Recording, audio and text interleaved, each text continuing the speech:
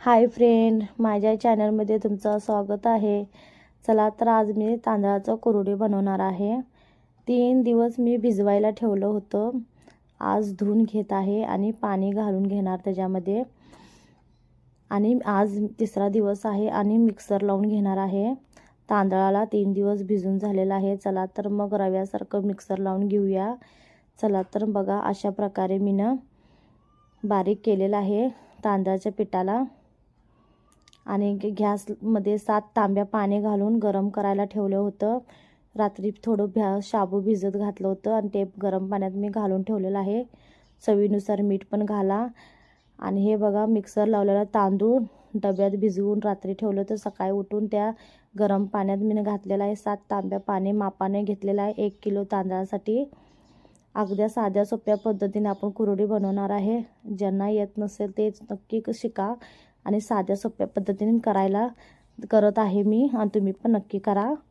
आणि चांगलं बारीक गॅस करून चांगलं हलवून घ्या पिठाला।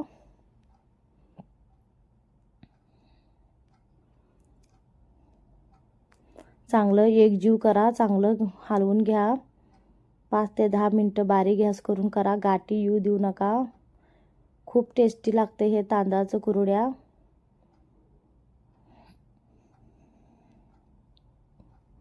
बघा पीठ कसं घट्ट होत आलेलं आहे।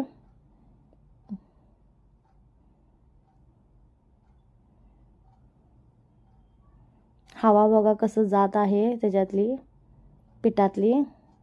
आणि गॅस बारीक करा, लागायला देऊ नका, करपू देऊ नका। तांदळाचं कुरड्या खूप टेस्टी भारी लागते। तुम्ही पण करा, कारण की सोप्या पद्धतीने बनवलेलं आहे, मी बनवत आहे।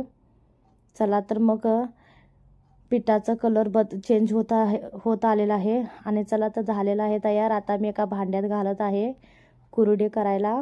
मी आणि माझी सासूबाई आम्ही दोघी कुरड्या घालत आहे बघा। चकलीसारखं गोल आकार पाडत आहे।